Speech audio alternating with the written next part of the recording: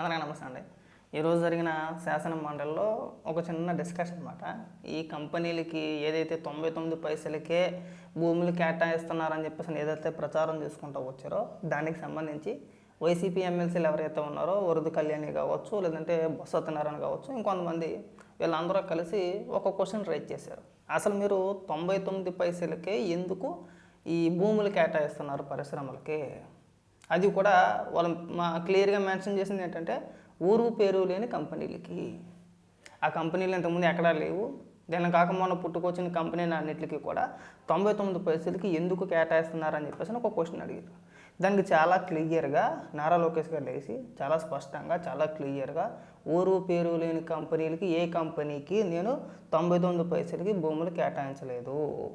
మేము కేటాయించిన కంపెనీ ప్రతి ఒక్క కంపెనీకి కూడా ఒక క్రెడిబిలిటీ ఉంది. కాగ్నిజెంట్ కావచ్చు, లేదంటే టీసీఎస్ కావచ్చు, ఇతర కంపెనీలు కావచ్చు, అవన్నీ కూడా ప్రపంచంలోనే మేటి కంపెనీలు.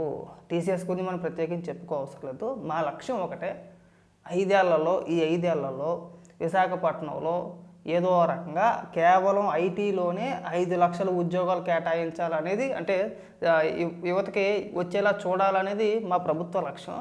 దానికి సంబంధించే మేము 99 పైసలకి భూములు కేటాయిస్తున్నామని చెప్పేసి అని సమాధానం చెప్తే వీళ్ళు ఏం మాట్లాడుతున్నారంటే తిరిగి లేసి ఏదో అడ్డగోలుగా వాదించేసి మేము వాకౌట్ చేస్తున్నామని చెప్పేసి పారిపోయారు బయటికి. ఆ మాత్రం దానికి క్వశ్చన్ అడగడం దేనికి? ఇప్పుడు క్వశ్చన్ అడిగారండి వీళ్ళు. ఓర్సా అన్నారు, ఉల్ఫా అన్నారు, లేదంటే ఇంకో కంపెనీ అన్నారు. వీళ్ళందరికీ 99 పైసలకే కేటాయించేసారని చెప్పి చెప్పుకొచ్చారు. దానికి సమాధానంగా నారా లోకేష్ గారు లేసి, ఒకవేళ మేము కేటాయించినట్టు మీ దగ్గర ఏమైనా ఆధారాలు ఉంటే నేను రాజీనామానికి సిద్ధం, నేను గతంలోనే చెప్పాను, అది ఇప్పుడు కాదు, మీ దగ్గర ఏమైనా ఆధారాలు ఏమంటే తీసుకురావడం చెప్పారంటే బొత్స సత్యనారాయణ లేసి తుమ్మ మీరు 2004లో తీసుకొచ్చాడట. విశాఖపట్నానికి ఐటీ క్యారిడర్ని 2004లో తీసుకొచ్చాడట, ఇప్పుడు కాదు, రాజశేఖర రెడ్డి ముఖ్యమంత్రి అయినప్పుడు తీసుకొచ్చారట. చెప్పటానికి సొల్లు చెప్పడానికైనా సిగ్గు అనిపించట్లేదు బొత్స. అన్నేళ్ళ రాజకీయ అనుభవం ఉంది. మాట్లాడితే ఇక్కడ పోలిక ఒకటి, పక్కన తెలంగాణ రాష్ట్రానికి లేదంటే ఆ పక్కన మన కర్ణాటకని పోల్చి అక్కడ బిడ్డింగ్లో ఒక్కొక్క ఎకరం 100 కోట్లకి 150 కోట్లకి కొంటున్నారు కదా, మనం ఫ్రీగా ఎందుకు ఇవ్వాలి అంటే దానికి కారణం కూడా జగన్మోహన్ రెడ్డి. 5 ఏళ్ళు పరిపాలించే రాష్ట్రాన్ని సర్వనాశనం చేసేసారు. ఉన్న పరిశ్రమలు తరివేశారు, పరిశ్రమలు బెదిరించారు, ఓటాల కోసం వెంపర్లాడారు.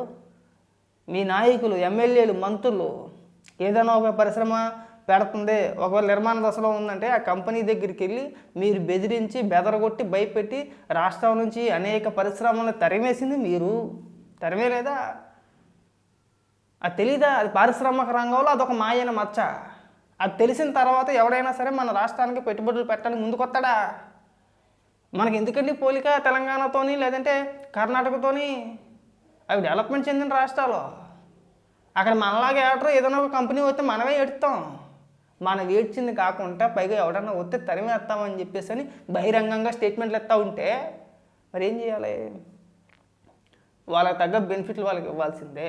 ఖచ్చితంగా రాయితీలు కల్పిస్తేనే మన రాష్ట్రంలో పెట్టుబడులు పెట్టడానికి వస్తారు. మీ నినాదం ఏంటండి? వైఎస్ఆర్సీపీ పార్టీ స్టాండ్ ఏంటి?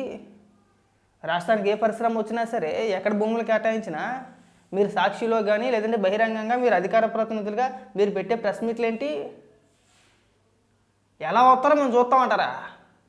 ఏదైనా కంపెనీకి వస్తే మళ్ళీ 5 ఏళ్ళ తర్వాత జగన్మోహన్ రెడ్డి వస్తాడో ఆ భూములని మీ వెనక్కి లాగేసుకుంటా మళ్ళీ పంపించేస్తా బెదిరిస్తారా? పైగా ఇక్కడికి వచ్చి 99 పైసలకి ఎందుకు ఇవ్వాలి? అమ్మేయట్లేదుగా, లీజుకే కదా. లీజుకేనా? ఆఖరికి నారా లోకేష్ గారు చాలా స్పష్టంగా చాలా క్లారిటీగా చెప్పారు, మాకు ప్రభుత్వానికి ₹1 ఆదాయం తగ్గినా పర్వాలేదు, మేమేమి ఆ భూములపైన ప్రభుత్వానికి ఎక్కువగా ఆదాయం వచ్చారని చెప్పేసి అనుకోవట్లేదు. రాష్ట్రంలో ఉన్న నిరుద్యోగ యువతకి ఉపాధి దొరికితే సరిపోద్ది, వాళ్ళకి ఉద్యోగాలు దొరికితే సరిపోద్ది. రాష్ట్రానికి ₹1 ఆదాయం తక్కువైనా పర్వాలా, వాళ్ళకి ఉపాధి దొరికింది కదా, వాడు మన రాష్ట్రంలోనే పని చేసుకుంటాడు, ఇంటికాడే ఉంటాడు, ఇక్కడే పని చేసుకుంటాడు, అది సరిపోద్దని చెప్తే దానికి లెగిసి వాకౌట్ చేస్తున్నామని చెప్పేసి వెళ్ళిపోతారు మీరు. ఆ మాత్రం దానికి దేనికండి క్వశ్చన్ రైజ్ చేయడం దేనికి? ఇప్పుడు ఒక క్వశ్చన్ అడిగి వినలేనప్పుడు, వినే ఓపిక లేనప్పుడు ఎందుకు అడగాలి? ఎందుకు అడగాలండి? అడగకుండా ఉండాల్సింది. చాలా స్పష్టంగా చెప్తున్నాడు ఆయన. మీ దగ్గర ఏమైనా ఆధారాలు ఏమైనా ఉంటే ఊరు పేరు లేని కంపెనీలకి మేము 99 పైసలకి ఇచ్చినట్టుగా కేటాయించినట్టుగా మీ దగ్గర ఏమైనా ఆధారాలు ఉంటే తీసుకురండి, నేను ఇప్పుడు కాదు గతంలో చెప్పి నేను రాజీనామా చేస్తానని చెప్పేసి నేను బహిరంగంగా శాసన మండలిలో మీకు సవాల్ విసురుతుంటే సమాధానం చెప్పలేక వస్తున్నాను. దొద్దొద్దొద్దు నేను వాకౌట్ చేస్తున్నాను అన్నాడు. ఎందుకు క్వశ్చన్ అడగాలి, ఎందుకు పారిపోవాలి? అర్థం పర్థం లేని మాటలు మాట్లాడతారు బొత్స సత్యనారాయణ గారు. మీరు మాత్రం ఇన్నేళ్ళ రాజకీయ జీవితంలో మీరు నేర్చుకున్నది అదా? క్వశ్చన్ అడిగి పారిపోవడమా? ఒక పక్క మంత్రి గారు నారా లోకేష్ గారు సమాధానం చెప్తున్నారు. మీరు అడిగిన ప్రతి క్వశ్చన్కి ఎక్కడా దాట వేయకుండా, ఎక్కడా తడబడకుండా, ఎక్కడా వక్రీకరించుకుంటా ఆధారాలతో డాక్యుమెంట్స్తో ఆయన దగ్గర ఉన్న ఆ పేపర్లు ఏవైతే ఉన్నాయో డాక్యుమెంట్ ఆధారంగా ఇదిగో మేము పలానా పరిశ్రమకి ఇచ్చాం, పలానా కంపెనీకి ఇచ్చాం, పలానా కంపెనీకి ఇచ్చాం, కేవలం 5 కంపెనీలకి మేము భూములు కేటాయించాం, ఈ 5 కంపెనీల ద్వారాగా 60,000 ఉద్యోగాలు వస్తాయని చెప్పేసి అంత స్పష్టంగా శాసన మండలిలో చెప్తుంటే దానికి సంతోషించాల్సింది పోయి మేము వాకౌట్ చేస్తున్నామని చెప్పి వెళ్ళిపోతున్నాడా? అంటే క్వశ్చన్ అడిగేస్తారా? సమాధానాలు వినరా?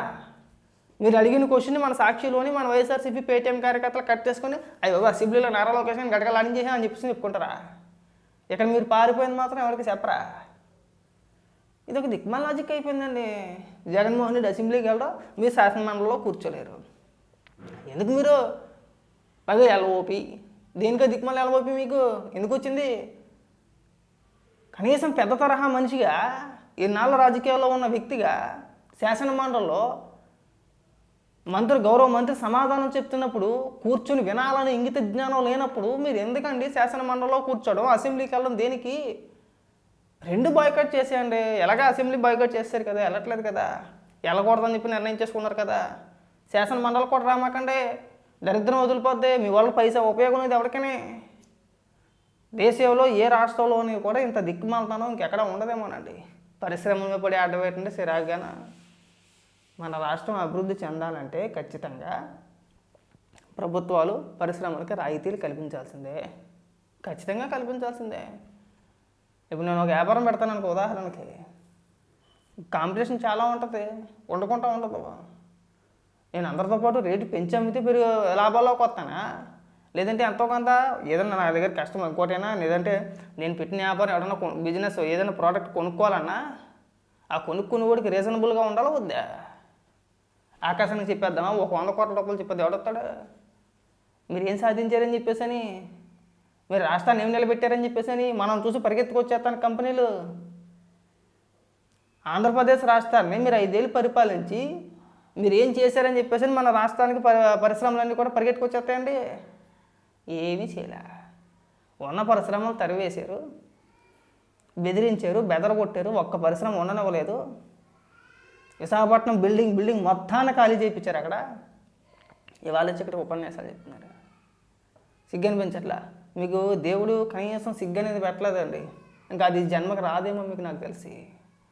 మేము ఎక్స్పెక్ట్ చేయడం కూడా తప్పే. మీ దగ్గర నుంచి సిగ్గు సెరవ లాంటివి మేము ఎక్స్పెక్ట్ చేయడం నిజంగా మా బుద్ధి తక్కువ పని. అది ఎవడే ఆడవడండి. నేను ఏ సమావేశంలోని తెలంగాణ కావచ్చు, కర్ణాటక కావచ్చు, ఎక్కడ కూడా ఈ మండలంలో కావచ్చు, లేదంటే శాసనసభలో కావచ్చు, ఎక్కడ కూడా పరిశ్రమలకు సంబంధించి భూముల కేటాయింపుల వ్యవహారంలో దానికి సంబంధించి ఏదో ఒక రకమైన మచ్చేసి ఇది రాయేసి ఏదో ఒక రకంగా అడ్డుకోవాలనే ప్రయత్నాలు మీరు తప్పితే బహుశా దేశంలో ఏ రాష్ట్రంలోనూ ఎక్కడా చేయలేదండి. మీరే చేస్తున్నారు.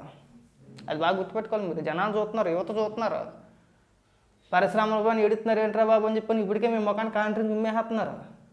అయినా సరే మీకు ఇంకా ఇంగిత జ్ఞానం అనేది లేదు. ఇంకా నాకు ఆశ్చర్యం అనిపించింది. క్వశ్చన్ అడిగి పారిపోతున్నారా? మేము వాకౌట్ చేస్తున్నాం అన్నాడు. వాకౌట్ చేసేవాడు ఏదో క్వశ్చన్ అడగకుండా వాకౌట్ చేయొచ్చు కదా. ఆధారాలకు సమాధానం చెప్తున్నాడు కదా అక్కడ మనిషి. ఇలా ఉంటాయి ఇలా పన్నే పత్యాపారాలన్నీ కూడా. ఇంకెప్పుడు కూడా మీరు పరిశ్రమల గురించి లేనిపోయిన పిచ్చి పిచ్చి డిబేట్లు సాక్షిలు అని, లేదంటే మన నోటుకు వచ్చింది బయటకు వచ్చింది ప్రెస్ మీట్లు పెట్టి మన నోటుకు వచ్చినట్టు మాట్లాడమాకండి. అక్కడ శాసనమండలిలో మీ దగ్గర ఏమైనా ఆధారాలు ఉంటే తీసుకురండి అంటే ఒక్కడ ఆధారం చూపించకపోగా మేము బాయ్కట్ చేస్తున్నామని చెప్పేసి వెళ్ళిపోయారండి. వీళ్ళ దగ్గర ఆధారాలు లేవు. ఇప్పుడు ఏదైతే ఊరు పేరు లేని కంపెనీలకి 99 పైసలకే భూములు కేటాయించారని చెప్పేసి ఏదైతే ప్రచారం చేస్తున్నారో దానికి సంబంధించి వీళ్ళ దగ్గర ఒక్క ఆధారం లేదు. లేక సభ నుంచి మేము బాయ్కట్ చేస్తున్నాం, వాకౌట్ చేస్తున్నాం అని చెప్పేసి వెళ్ళిపోయారు. ఆ మాత్రాన్ని మీరు ఎందుకు వెళ్ళాలండి? బొత్స సత్యనారాయణ గారు మీరు రాజకీయాల్లో సీనియర్ నాయకులు, దశాబ్దాల కాలం పాటు రాజకీయాల్లో ఉన్నారు. కనీసం మీరు సభలో కూర్చొని మాట్లాడాలి, వినాలని ఇంగిత జ్ఞానం లేకుండా మీరు ఒక క్వశ్చన్ అడిగేసి సరిపోద్దులే మనకు వచ్చింది సరిపోద్దులే అని చెప్పేసి వెళ్ళిపోతారా? వినరా? మరి ఎవరికి చెప్పాలని సమాధానం? నారా లోకేష్ గారు ఎవరికి చెప్పాలని సమాధానం? క్వశ్చన్ మీరే అడిగింది వినాలి. లేదంటే మీ దగ్గర ఏమైనా ఆధారాలు ఉంటే నారా లోకేష్ గారికి చూపించాలి. అటు చూపించరు, ఇటు వినరు, రెండూ చేయరు. క్వశ్చన్ అడిగేసి పారిపోవాలి, మేము అడిగేసాం క్వశ్చన్ అని చెప్పేసి అని. ఇది ఒక దిక్మాలతనం అయిపోయింది మాకు.